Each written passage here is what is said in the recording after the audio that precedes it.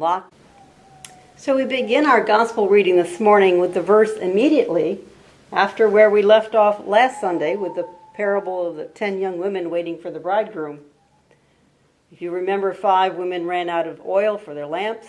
They went away to buy oil. The bridegroom came and locked them out of the wedding celebration. As Father Joe told us, this parable was not about weddings, but about the last day and times, second coming of Jesus. And the lamps were not about oil, but about being ready, particularly for the judgment that is part of end times. Now we're apt to say something more like, hey, get your lights on, meaning to understand what needs to be done.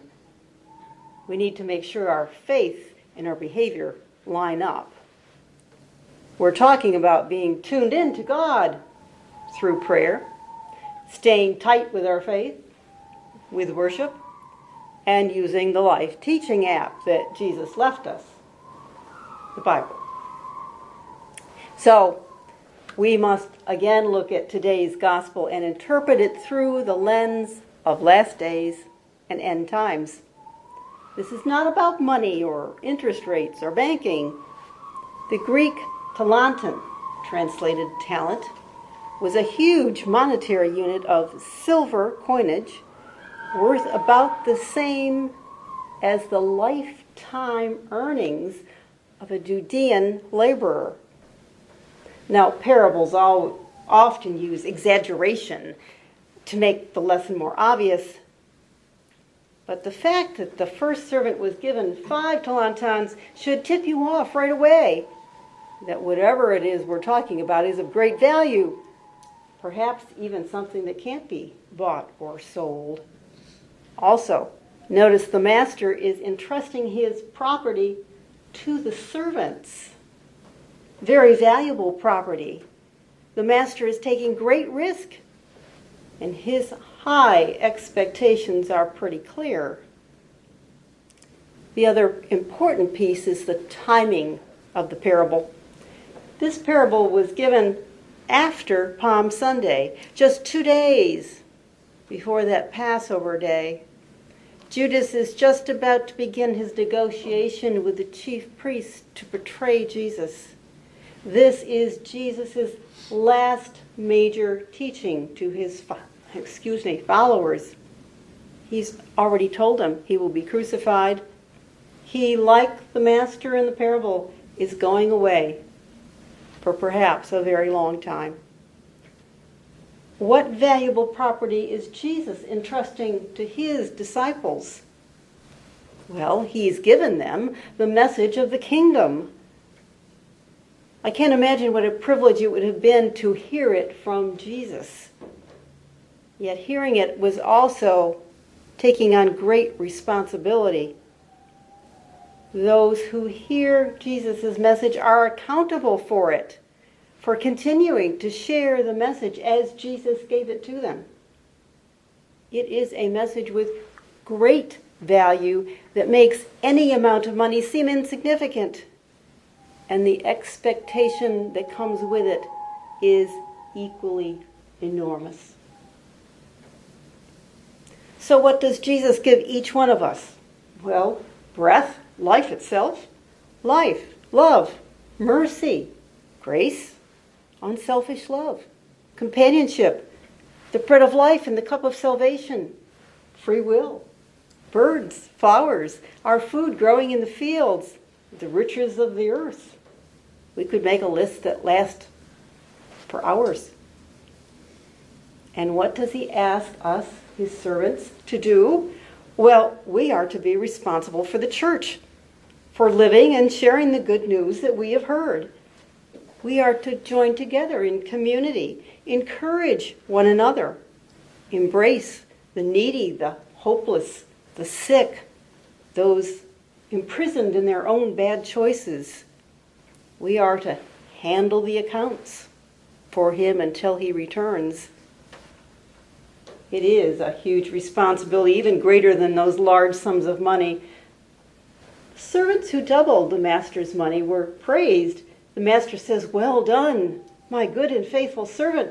Come and share your master's joy. So we ask, what will get us praise? What is it like to be responsible for the church? Jesus is not suggesting that the church should remain just as it was. Pope John the 23rd said, "We are not on earth to guard a museum, but to cultivate a flourishing garden of life." The apostles knew the church was not to be buried in a safe place. That sounds like what the third servant did, who just kept the money safe. It did not grow.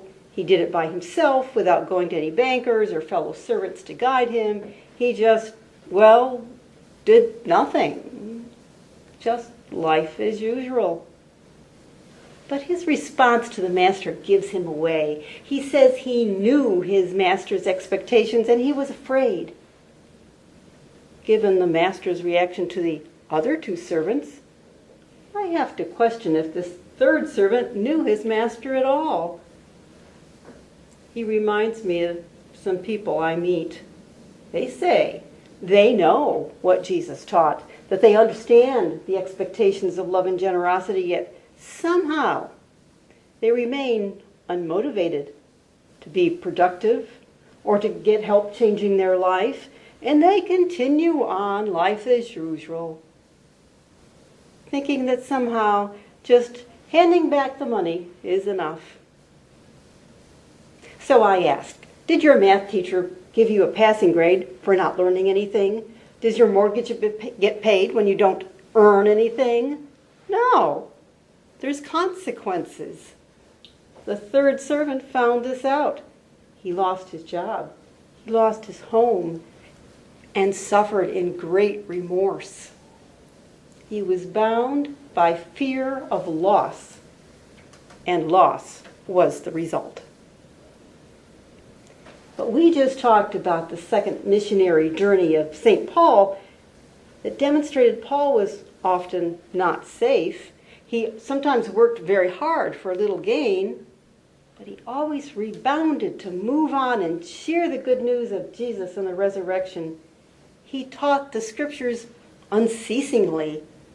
He created faith communities all over Asia Minor. His letters created a network for Christians. He took enormous risks with no regrets. He wrote, "Let us not grow weary of doing good, for at the proper time we shall reap a harvest if we do not give up." So are we willing to take risks for the gospel, or are we paralyzed by fear? If you were a leader in a church, what kind of risk would you take to ensure the growth of the faithful? Let those questions perk in your mind, for we will come back to them another day. The intent of this parable is to urge us to be faithful in our obedience to the gospel until Jesus returns.